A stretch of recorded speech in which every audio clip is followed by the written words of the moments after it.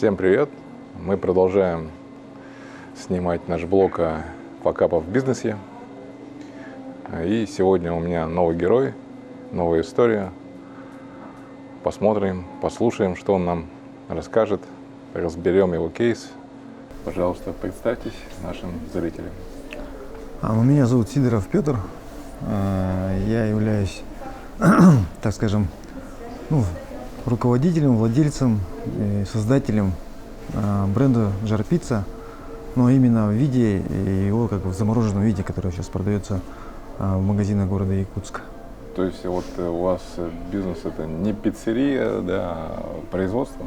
Да, именно у меня производство. И как-то я всегда обращал внимание за собой, что я сам закончил торговый институт в свое время, но мне всегда душа лежала именно к производству, то есть по производству чего-то нового, из чего-то там ничего, то есть чтобы что-то создавать, какой-то добавочный продукт, какую-то новую продукцию. И вот в итоге я стал, да, действительно производственником. То есть это как доставка выглядит или вот просто производственный цех? Нет, это цех, производственный цех, да, мы делаем пиццу в виде полуфабриката замороженного и затем уже реализуем его через розничные сети. То есть вы сами не доставляете? Сами нет, у нас там есть, конечно, такая услуга, но мы ее как-то активно пока не развиваем, потому что пока работаем через магазин. Это, получается, готовая пиццерия в полуфабрикат? Она полуготовая, скажем так, продукция, потому что там тесто уже пропеченное, а дальнейшее там, а сверху начинка и сыр, они просто лежат, то есть их нужно доготовить, то есть там буквально минут 5 и все, и она просто готова. разогреть, да? Да, получается доготовить, даже не разогреть, она просто таким образом делается. Понятно. Так, вот у меня вопрос, собственно, перейти сразу к теме нашей программы. Вот события такие мрачные, можно сказать, собственно, события факапа, когда они происходили. Эти события, они как раз предшествовали, то есть сейчас пока, у нас идет рост по продажам, все, мы развиваемся, идем вперед, есть перспективы и так далее, и стратегия развития, все это продумано. Но чтобы к этому прийти, нам пришлось пройти через такие очень серьезные испытания, скажем так. Вот мы, собственно, за этими собрались послушать. Потому что истории неуспеха, падения. Вообще история «Жар-пиццы» самой, как бренда, да, она началась еще в 2008 году, по-моему, в 2007, и ее организовали два очень таких выдающихся парня. Это Миша Находкин, это волшебный Миша, который, и с ним был еще один человек. Это они придумали этот бренд «Жар-пицца», и это была пицца на доставку. Да. И тогда они работали, и у них достаточно успешный проект такой был. Потом они что-то решили отойти и отдали этот бренд мне. Кстати, я его прекрасно завалил тоже в тот момент. Это тоже один из факапов моих. Сейчас я могу об этом спокойно говорить, хотя, честно говоря, конечно, Миша, извини, правда, мне очень стыдно. Расстрелять его. Да. Но тем не менее, мы просто я тогда научился делать пиццу, знал, что это за бизнес, и я вообще люблю готовить дома для себя и люблю именно всякие рецепты из Ютуба смотреть, как повара готовят, и делать эти всякие блюда дома, экспериментировать разным образом. Но пицца для меня это был вообще достаточно такой простой продукт, который я мог делать вообще просто на раз. Мы даже когда спорили с друзьями, что я приготовлю, заказывали пиццу, и я начинал готовить прямо с муки. И я говорил, что я приготовлю быстрее, чем привезут пиццу.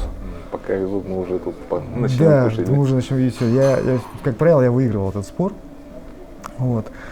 И когда я переехал в Тулагино, у меня там моя новая девушка, сейчас жена, мы когда с ней сошлись, и я переехал в Тулагино, и там ни одной доставки, ничего, деревня, село, такое, вроде недалеко от города, все есть, все почему бы не развиваться, да. Я подумал, почему нет доставки здесь, а почему бы здесь не попробовать открыть доставку пиццы. Мы взяли и открыли в Тулагино. Это вообще был бешеный успех. Мы работали с 8 утра до 9 вечера, готовили эту пиццу, заказы завалили нас вообще конкретно. И я такой подумал, что как классно, доставка работает, все интересно, но Тулагино маленький поселок, село, то есть там всего 3000. Емкость рынка да, емкость рынка маленькая и так далее. Потом еще стали появляться наши последователи, скажем так, конкуренты. И потихоньку И они там, я суши не умею делать, так только для дома, для своих могу сделать, а вот именно так, чтобы на доставку делать, это я не умею. Вот они стали делать суши, и, конечно, там многие там стали к ним переходить, и как бы рынок стал, для меня он начал схлопываться. Ну и в итоге я подумал, что ну раз я умею же делать всю пиццу на доставку, да, почему бы и нет, не пойти в город. Вот. И позвонил Мише и говорю, давай реанимируем бренд Жар-Пицца, доставку. Ну, он же был такой успешный и так далее. То есть это после того, как они вам ее Ну да, передали, конечно, да? это после. Это вот буквально позапрошлом году было все. Ага. Вот. И я позвонил, он говорит, да, хорошо, бери, ну давай, делай, я говорю, не против, занимайся. Ну и мы поехали там воодушевленные, что сейчас сделаю рекламу, Жар-Пицца, там по WhatsApp сделаю рассылку, и все, тут сразу очередь выстроится ко мне, там желающих. Взял, арендовал помещение в аквариуме, купил оборудование, там печи, столы, там, ну все полностью, там морозильные камеры, холодильники, там, ну все полностью все купил. Сделал там ремонт, чтобы соответствовать там по Санпину и так далее, вот эти все моменты. Вот, вложил туда, ну, значит, много денег, взяли кредит там, короче, все это сделали. И наняли работников, ну и все, стали рекламироваться там через WhatsApp, через социальные сети, через там Facebook, там, ну и так далее, вот эти все моменты, значит, там, и через Instagram. Ну и оказалось, что рынок здесь вообще просто перегретый, страшно, здесь столько служб доставок. Нет. Вы без как бы предварительной разведки? Вообще там, просто на ура, вперед, короче, поехали, нас здесь ждут. Очередная ошибка предпринимательства. Когда мы успешны в одном регионе, нам кажется, что мы будем успешным в другом регионе. Поэтому прежде чем, конечно, врываться на любой другой рынок, даже если это рынок 200-300 километров от того места, куда вы собираетесь, хорошо бы провести полевые исследования. И был это кошмар какой-то. У нас было там 2-3 заказа в день. У меня сидел повар, который просил денег ежедневно. У меня капала аренда. Я взял, капали кредитные платежи ежемесячные.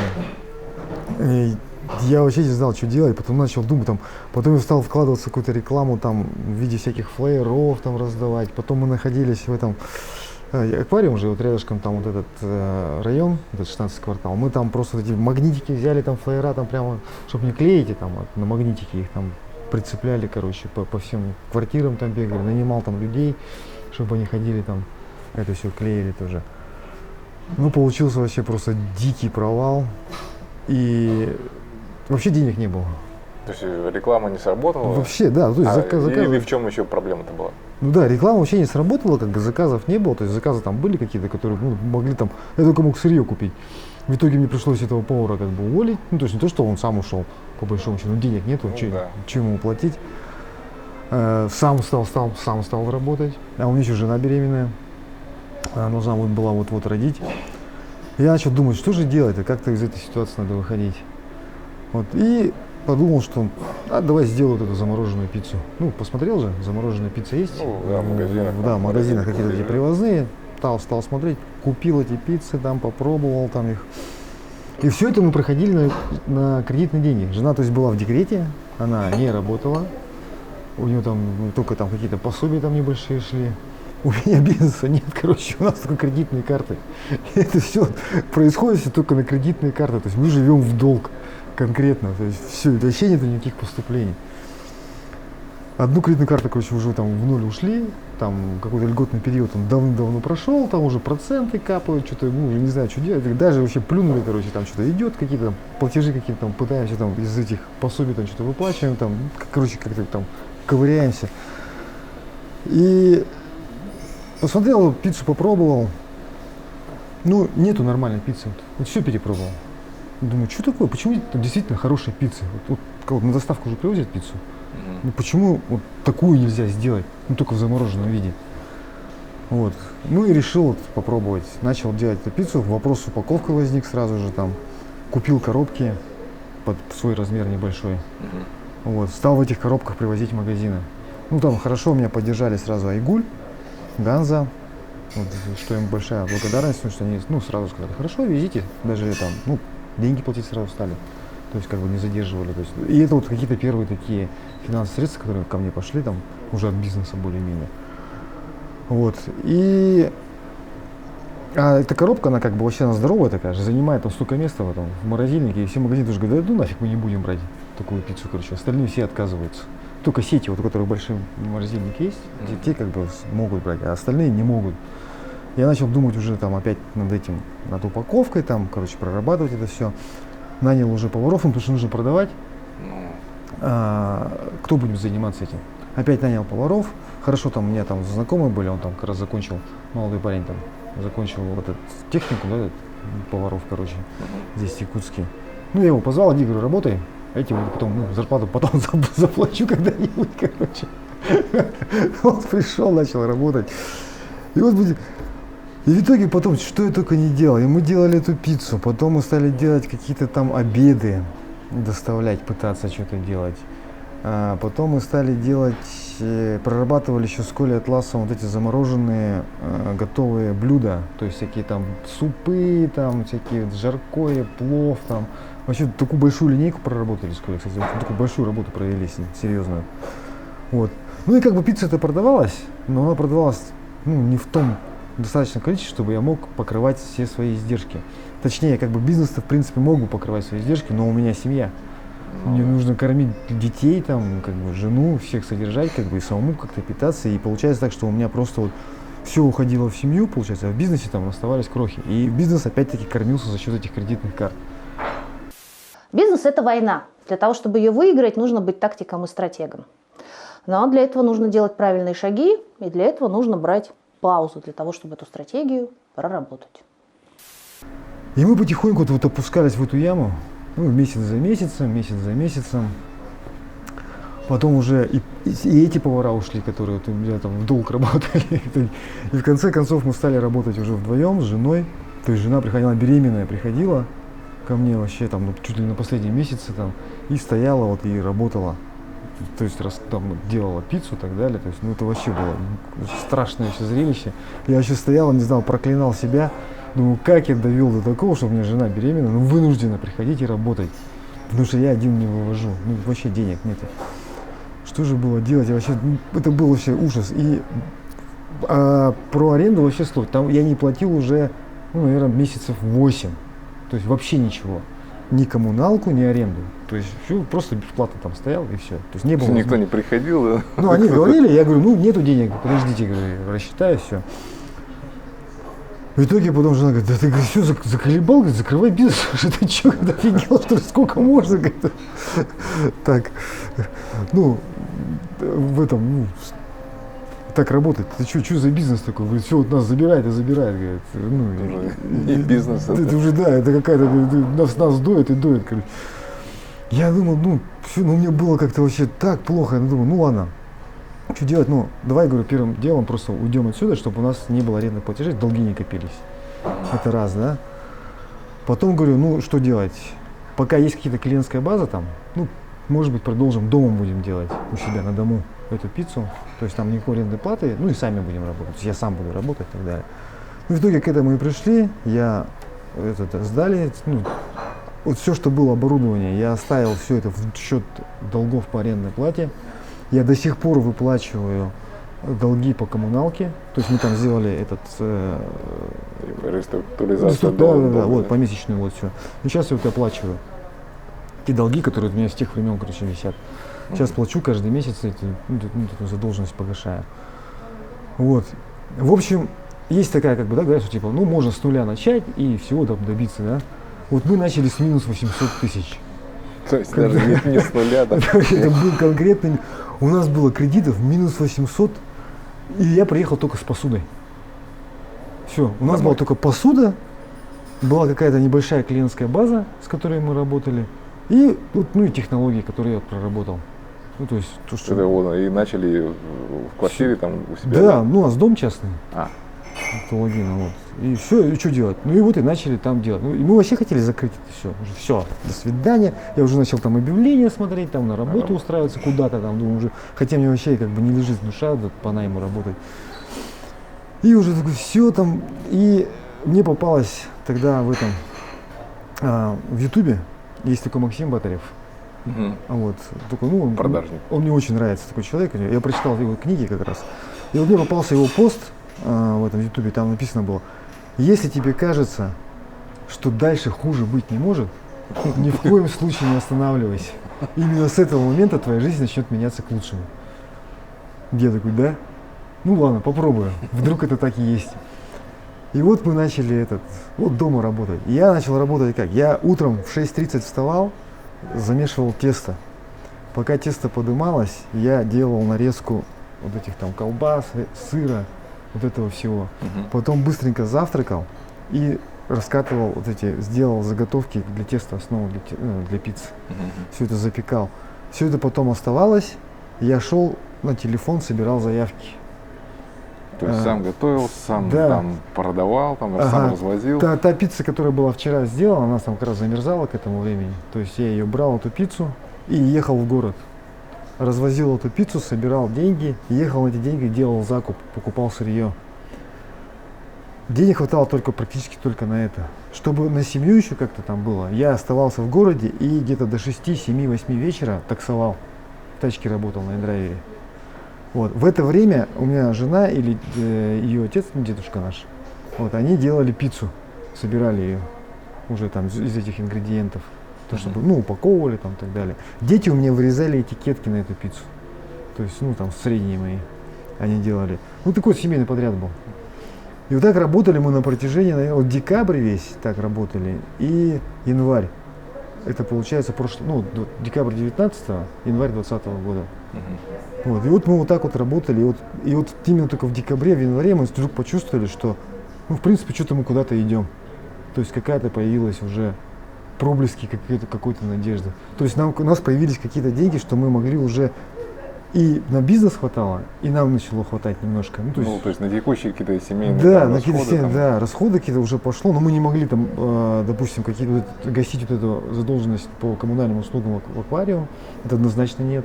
Никак не могли. Мы не могли там позволить себе какие-то там, кучу фруктов, из еды там много тоже. Я помню этот момент, что я приезжал в магазин, например, и я знал, сколько у меня денег, я шел и считал, что я могу сегодня купить. Прямо как пеки. У меня в голове, я очень хорошо считаю, я с детства это очень хорошо считаю. Так, значит, я могу 3 яблока взять, 2 банана, нам нужен еще хлеб, немножко колбаски. Я это все считал, сколько мне хватит денег. Вот так вот. И это продолжалось почти, то есть очень длительное время. То есть вот такой, прямо это была такая нищета. Это был ужас просто. И это там вот морковка, как вот Батарев говорит, морковка сзади, да? Это вот именно тот период времени, куда я никогда больше возвращаться не хочу. Никогда ни за что.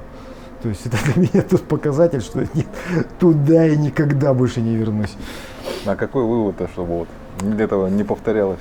Какой вывод? Как говорится, да, есть, чем отличается сильный человек от слабого, да? Реакция на неудачу. То есть какая реакция на неудачу? Сильный человек, он отряхнется, встанет и продолжит работать. А чем отличается умный человек от глупого? Это извлеченными из этого уроками. То есть мы должны всегда, чтобы начинать какое-то дело, и, вообще любое в жизни, да, если ты что-то делаешь, то у тебя должна быть цель. То есть я вообще сторонник того, чтобы даже в школах был какой-то факультатив целеполагания. То есть у каждого человека должна быть цель обязательно. Без цели ты не понимаешь, куда ты идешь и зачем ты идешь. Потому что, задавая себе вопрос, я это делаю для того, чтобы, должен ты дать ответ. Потому что если да, чтобы я должен сделать то-то, то-то, потому что я хочу сделать так-то, так-то, да. Ты должен дать ответ. Если у тебя нет на это ответа, значит у тебя нет цели. А если нет цели, у тебя нет пути. И вот это вот очень важное такое для меня было открытие, то есть понимание самого себя, что я вообще просто, это вот как говорится, да, чтобы не было больно за бесцельно прожитые годы. Вот мне было больно за бесцельно прожитые годы. Вот буквально в начале прошлого года, понимаешь? И когда я это понял, я сформулировал для себя эту цель, и в итоге цель помогает затем выработать стратегию твоей жизни. То есть как ты должен идти, куда ты должен идти и каким способом достигать этих целей. И вот именно это понимание этого, что очень важна цель и стратегия пути к этой цели, да, это стало вот самым главным уроком ну, в этой неудаче, да, то есть тот урок, который я извлек из этой ситуации, которая вот так сложилась. Еще в этом здесь важен такой, как говорил Суворов, да, дисциплина – мать успеха. То есть должна быть еще и дисциплина. А дисциплина – это умение делать то, чего ты не хочешь, ради того, чего ты очень хочешь. То есть ради того, к чему ты хочешь прийти, это получается. Да. Это вот очень важно. Без дисциплины вообще не важно, какие у тебя таланты. Хорошо. А вот как отнеслась вот ваша семья, ваши вот коллеги, несостоявшиеся или состоявшиеся партнеры там, вот, к этой ситуации? Ну вот с работниками, с коллегами, можно сказать, понятно, они там просто уже как бы вынужденно, да, покинули производство, бизнес. Но семья-то она никуда не денется, а партнеры были или нет? Нет, ну у меня единственный человек — это моя жена, которая как безоговорочно в меня верила и верит до сих пор. И просто вот это вот, когда вот я вот просто счастлив, что вот я нашел такую женщину в своей жизни, да, которая вот просто вот, ну, верит в меня и просто как бы вот без всяких условий, просто вот верит и все, потому что она вот видит во мне какой-то потенциал. И она не критикует меня, там, ничего не говорит, просто мы зашли в такой тупик, она никогда не критиковала. Она говорит, ну почему так, давай что-то сделаем. Она всегда помогала, наоборот, всегда вставала на мою сторону, всегда делала все, чтобы мы могли достичь успеха. Да, у нас есть стратегия развития вообще вперед, на долгие годы вперед, то есть я знаю, чем я буду заниматься, то есть у меня работа сейчас просто непочатый край, каждый день. Я просто знаю, что я буду делать, мне просто вопрос времени.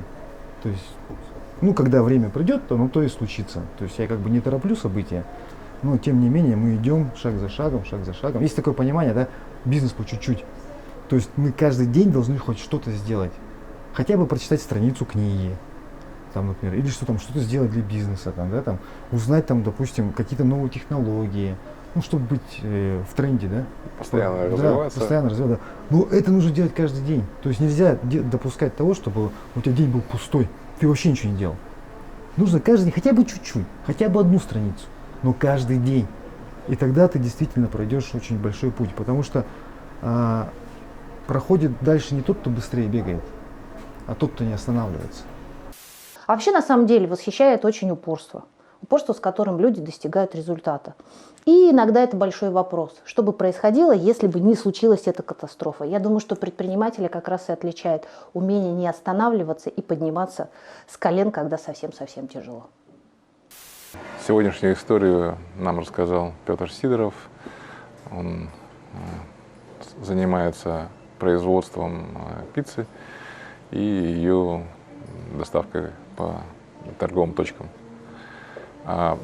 Я жду ваших комментариев. Вот, ставьте лайки, как говорится, пишите предложения, какие герои вам интересны, какие темы в дальнейшем будут интересны. Жду обратную связь.